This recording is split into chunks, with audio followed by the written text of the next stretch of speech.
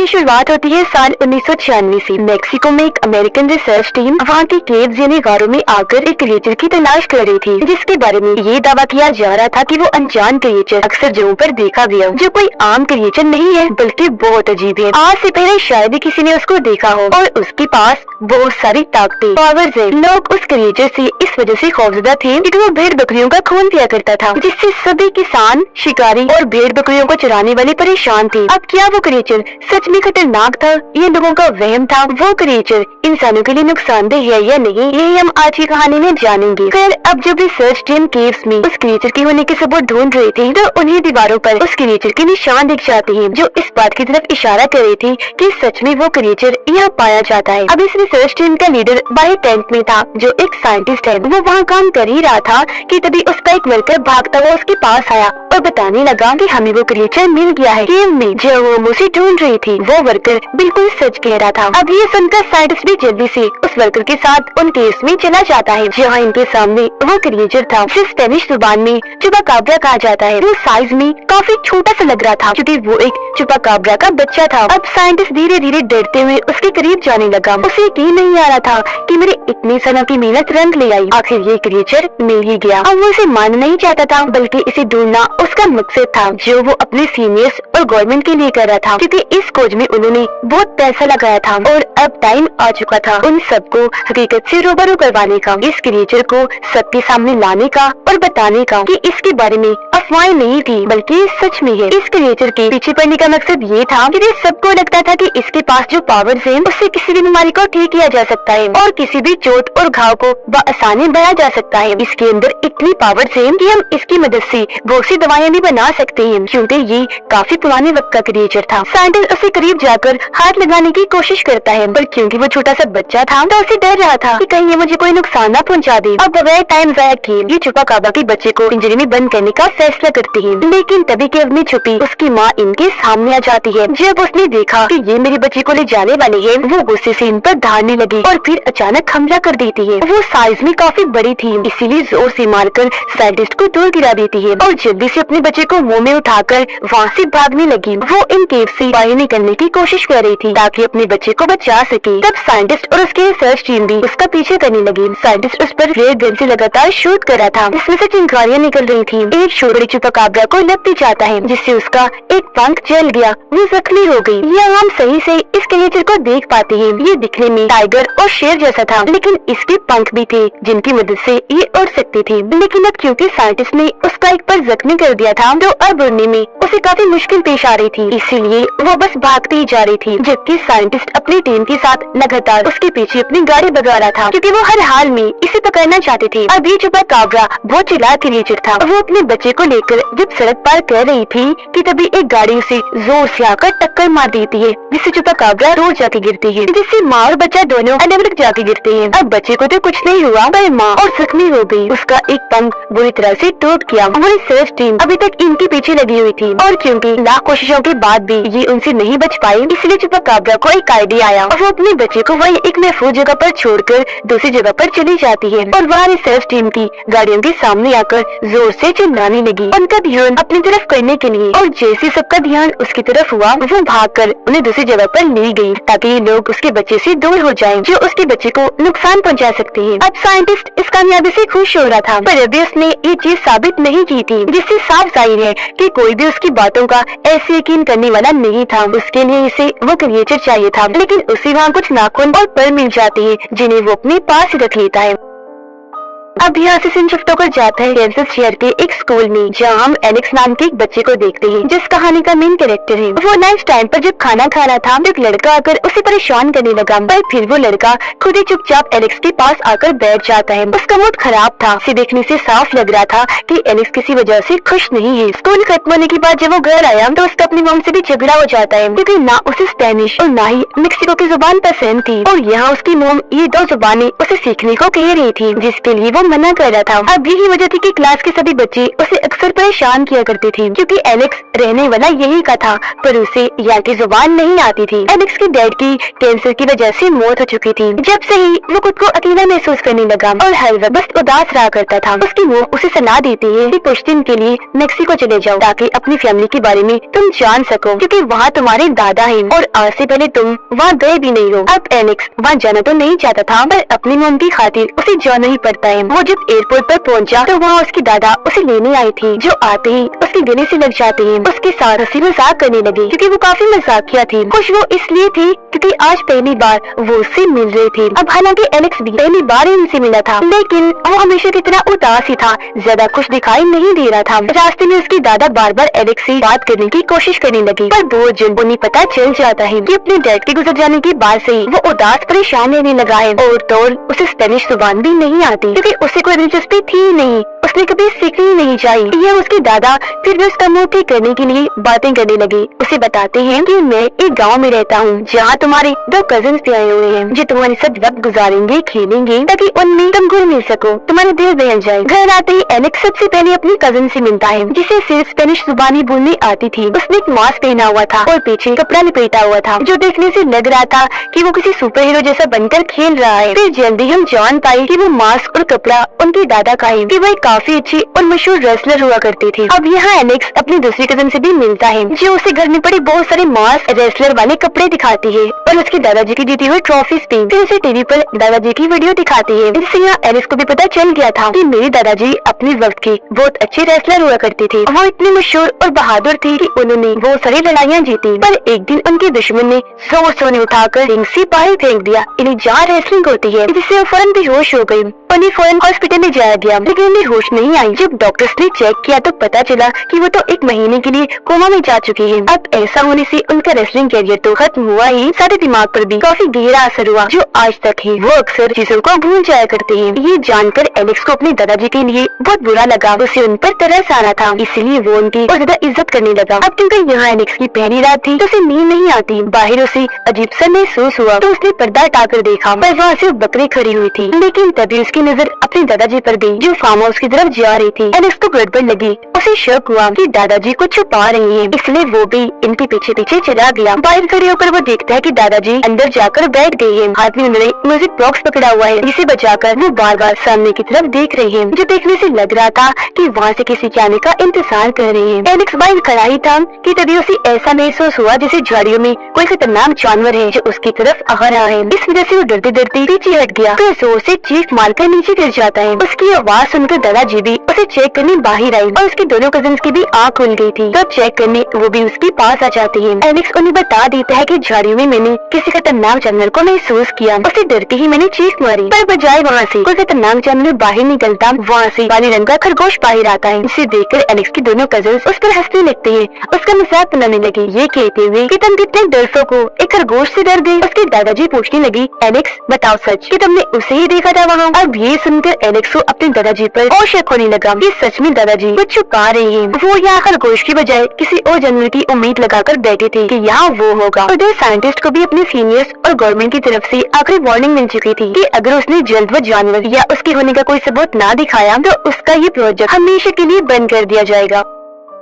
अगली सुबह जब एलेक्स की आँख खुलती है तो उसके साथ बिस्तर पर वही चुपाकाब्रा क्रिएचर था, पर वो एलेक्स को नुकसान नहीं पहुंचा रहा था, बस आराम से उसकी चादर के ऊपर बैठा हुआ था। पर ऐसे अचानक उसे देखकर एलेक्स चौंक गया, और क्योंकि वो थोड़ा सा भयानक था तो एलेक्स काफी डर जाता है, एकदम से पीछे हट गया। उसके ऐसे करने से चुपा भी काफी डर गया, वो भी कूदकर पीछे हटने लगा। फिर भागने के लिए वो चीजों पर कूदता हुआ खिड़की से बाहर भाग गया। ऐसा होने से वहाँ काफी तोड़फोड़ मच गई, जो देखकर एलेक्स का कजिन वहाँ आ गया देखने की क्या हुआ। एलेक्स खिड़की से बाहर झांकता है, ये देखने के लिए कि आखिर वो छुपा क्रिएचर कहाँ भागा होगा, पर बाहर वो तो दिखाई नहीं देता, बल्कि वहाँ एलेक्स की कजिन बैठी थी। उसने हेडफोन्स लगाए हुए थे, तो थोड़ी देर पहले किया हुआ उसने कुछ भी नहीं सुना। एलेक्स सोचता है कि अगर मैंने इसे कुछ बताया तो ये दोबारा से मेरा मजाक बनाएगी, मुझ पर हंसेगी, तो वो बगैर कुछ बताए उसके पास आकर बैठ जाता है, क्योंकि उसे बहुत बुरा लगना था अगर कोई उसे पागल कह देता। यहाँ उसकी कजिन कहती है कि दादाजी गायब है, हमें उन्हें ढूंढना चाहिए, इसलिए अभी तीनों बच्चे बाजार जाती है उन्हें ढूंढने। थी, पर काफी ढूंढने के बाद भी दादाजी यहाँ नहीं मिलते। अब गाड़ी के जरिए जब ये बच्चे घर जा रहे थे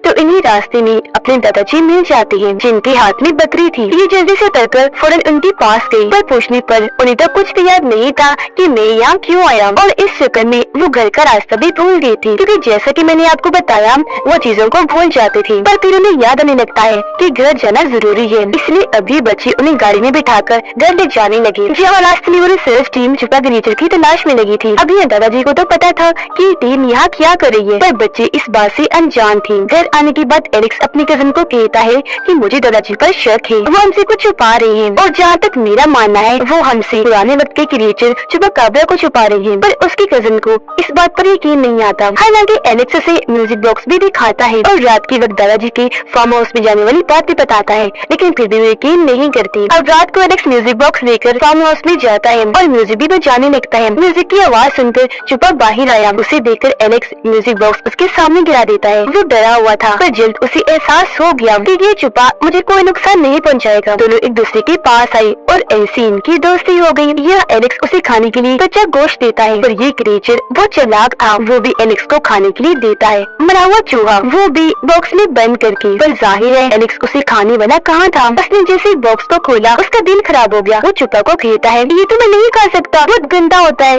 छी। तरफ देखते ही देखते मौसम खराब होने लगा, और क्योंकि ये चुपा बच्चा था इसलिए बिजली की आवाज से डर रहा होता है। तब एलेक्स बिल्कुल एक दोस्त की तरह उसे सहारा देता है, अपने साथ लेकर बैठ गया। अगली सुबह उन दोनों बच्चों यानी एलेक्स के कजिन्स को भी चुपा क्रिएचर के बारे में पता चल चुका था। जहाँ पहले तो वो इससे काफी डर रही थी, क्योंकि जाहिर है वो अजीब था जो चल भी सकता था और उड़ भी सकता था। पर बहुत जल्द उन्हें भी एहसास हुआ कि ये हमें नुकसान नहीं पहुँचाएगा, और उनकी भी चुपा से दोस्ती हो जाती है। तभी यहाँ उनके दादाजी भी आ गए। वो चुपा को प्यार से अपने पास मिलाने लगे, जो फौरन एक वफादार जानवर की तरह उनके पास चला गया। यहाँ उनके दादाजी सच बताने लगे कि कुछ दिन पहले रात को जब मैं घर आ रहा था तो इसकी माँ मेरी गाड़ी से आकर टकरा गई, जिससे हम समझ पाए कि उस दिन टक्कर मारने वाली गाड़ी इनकी थी, न कि रिसर्च टीम की थी। आगे वो कहते हैं कि मुझे लगा कोई आम जानवर होगा, इसलिए मैं नजरअंदाज करके आगे बढ़ गया। पर जब मैं घर के करीब पहुंचा तो मुझे ये मिला क्योंकि इसकी मोम कहीं और जा चुकी थी, और ये बेचारा मेरा पीछे करते करते घर तक आ गया। मैं इसे देखते ही समझ गया कि ये डरा हुआ है और ये मेरे लिए नुकसानदेह भी नहीं, तो मैं इसे अपने घर ले आया। फिर मुझे पता चला कि वो रिसर्च टीम इसे ही ढूंढ रही है। मुझे फिक्र हुई कि अगर ये उनके हाथ लग गया तो वो इसे नुकसान पहुंचाएंगे, क्योंकि इस पर बाद में कुछ एक्सपेरिमेंट्स तजुर्बे किए जाने हैं। तो मैंने इसकी जान बचाने के लिए इसे यहाँ रख लिया। ये जानकर बच्चों को भी चुपा पर तरस आया और तभी से वो इसका ख्याल रखने लगी। लेकिन बदकिस्मती से एक दिन इनके घर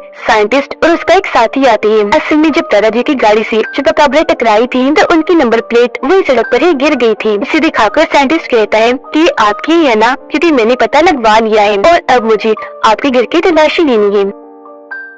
पर दादाजी बगैर डरे उसे साफ साफ मना कर देते हैं कि कभी नहीं, मैं तुम्हें इसकी इजाजत नहीं दूंगा, और उसे धमका कर यहाँ से भगा देते हैं। एलेक्स और चुपा की दोस्ती गहरी होती जा रही थी, पर क्योंकि वो बच्चा था और डरा हुआ भी था, इसलिए फिलहाल उसे उड़ना नहीं आ रहा था, क्योंकि वो हिम्मत नहीं कर पा रहा था। तब यहाँ उसकी मदद एलेक्स का कजन करता है। वो छत पर ले जाकर उसे उड़ना सिखाता है और बार बार उसे ट्रेनिंग देता है कि कैसे उड़ा जाता है। अब यह एलेक्स को भी देखने से साफ साफ लग रहा था कि अब वो खुश है। यहाँ आकर उसे काफी अच्छा लग रहा है, क्योंकि अब उसे इतना मेरा दोस्त जो मिल गया था और साथ में इतने अच्छे दादाजी और कजिन्स भी। फिर एक दिन दादाजी उसे उसके डैड के बारे में बताने लगे कि जब मैंने रेसलिंग छोड़ दी तो मैंने वो तुम्हारे डैड को सिखाई। वो मेरा बेटा होने के साथ साथ मेरा काफी ज़हीन शिगिर्द भी था। पर फिर एक दिन उसे तुम्हारी मॉम मिल गई, उसने शादी कर ली, तो तब से उसने रेसलिंग को छोड़ दिया था। अपने डैड की ये बातें सुनकर एलेक्स को बहुत बुरा लग रहा था, जिससे उसके दादाजी भी अंदाजा लगा रहे थे कि एलेक्स के अंदर बहुत गुस्सा भरा है, जिसे अंदर ही अंदर लेकर घुट घुट कर वो अपनी जिंदगी गुजार रहा है। तो फैसला करती है कि मैं इसका गुस्सा निकलवा कर इसे नॉर्मल कर दूंगा, जिस मकसद के लिए वो उसके साथ कुश्ती लड़ती है, और उसे लड़ने के लिए उकसाने लगी ताकि वो अपनी कुश्ती लड़कर अपना गुस्सा और भड़ास निकाल ले। लेकिन क्योंकि वो उसके दादा थे तो वो उन पर हाथ नहीं उठाना चाहता था। पर आखिर में जब उसके दादाजी बात नहीं मानते तो उसे गुस्सा आ गया। वो उनसे कुश्ती लड़कर उन्हें रिंग से बाई धक्का दे देता है। वो इतने जोर के गिरते हैं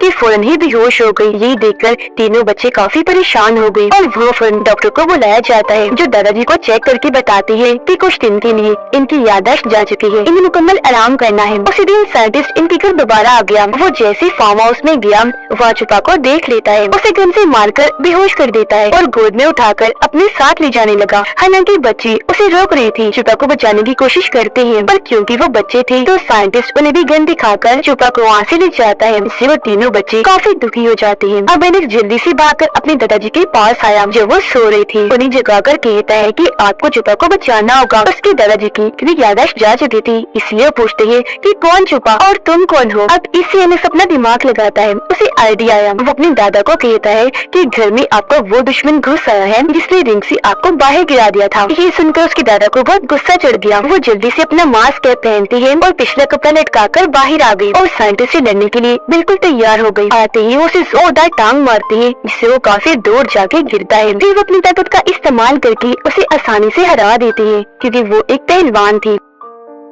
ऐसा करने के बाद ये सब बाहर आए और साइंटिस्ट की गाड़ी में बैठकर यहाँ से भाग जाते हैं क्योंकि गाड़ी में उसने पहले छुपा को रख दिया था। ये देखकर साइंटिस्ट जल्दी से अपनी टीम को इस बारे में खबर करता है। वो लोग गाड़ी में बैठकर काफी खुश हो रही थी क्योंकि अब वो छुपा को उसके घर छोड़कर आने वाली थी जहाँ उसकी पूरी फैमिली होगी। एलेक्स अपने दादा से पूछता है कि आपने इसकी मोम को किस तरह जाते हुए देखा था, क्योंकि उसकी मोम जहाँ गई होगी वहाँ इसका घर होगा, तो हम इसे भी वहीं ले जाएंगे। और जाहिर सी बात है हमेशा की तरह उसके दादाजी ये बात भी भूल गई थी। ये लोग छुपा को प्यार करने लगे। फिर जैसे गाड़ी से उतरते हैं छुपा खुद ही दौड़ भागने लगता है। इसे देख ये लोग भी उसके पीछे पीछे भागने लगे क्योंकि ये समझ गए थे कि छुपा अपने घर का रास्ता जानता है और उसी तरफ भाग रहा है। छुपा के बिल्कुल पीछे एलेक्स था। ये दोनों भागते भागते एक गहरी खाई के पास आ जाते हैं जिसके ऊपर लोहे का मोटा सा पाइप लगाया गया था। अब क्योंकि छुपा उड़ने से डरता था इसलिए वो उड़ के आगे नहीं जाता बल्कि पाइप के जरिए आगे बढ़ने लगा। तब वो उसे जाता हुआ देखकर बाय बाय करने लगता है। अब पीछे जब एलेक्स खड़ा था तो तभी वहाँ टाइगर आ जाता है जो एलेक्स पर हमला करने के लिए आगे बढ़ रहा था। इससे वो काफी डर गया और पाइप के ऊपर चढ़ना शुरू कर देता है। तभी यहाँ उसके दादाजी भी आ गए और क्योंकि काफी बहादुर थे इसलिए टाइगर से लड़ने लगे। जैसे तैसे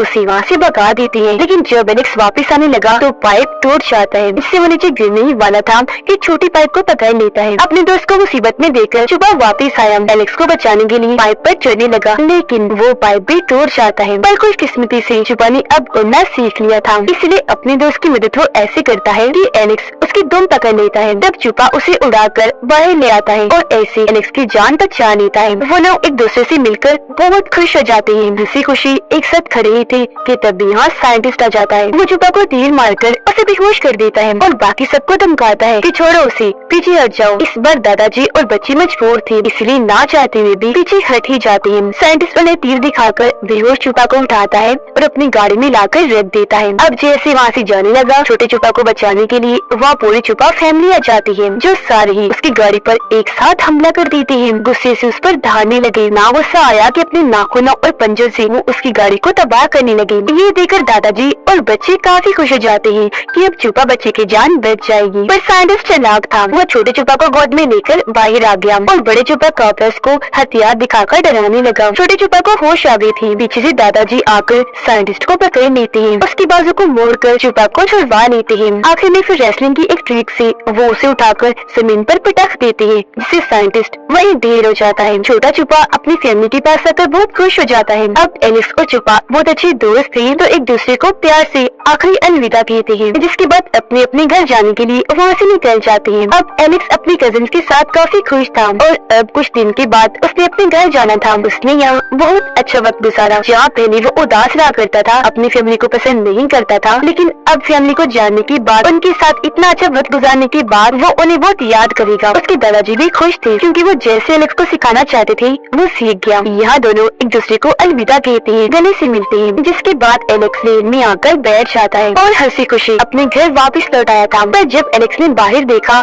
तो वहाँ छुपा हवा में उड़ रहा था, काफी खुश था। उसे उड़ने में बहुत मजा आ रहा था। उसे देखकर एलेक्स हैरान तो था, साथ में खुश भी, क्योंकि अब वो हमेशा आजाद जिंदगी गुजारेगा। यह छुपा ने अपनी दोस्ती का हक अदा किया। वो एलेक्स को अपनी झलक दिखाने आया था, जिससे दोनों दोस्ती बहुत खुश थे, क्योंकि दोस्ती चाहे जानवर की हो या इंसान की, अगर कोई निभाने वाला हो तो आप उसके साथ हमेशा खुशी महसूस करते हैं। इसी के साथ इस मूवी की कहानी यहीं पर खत्म हो जाती है।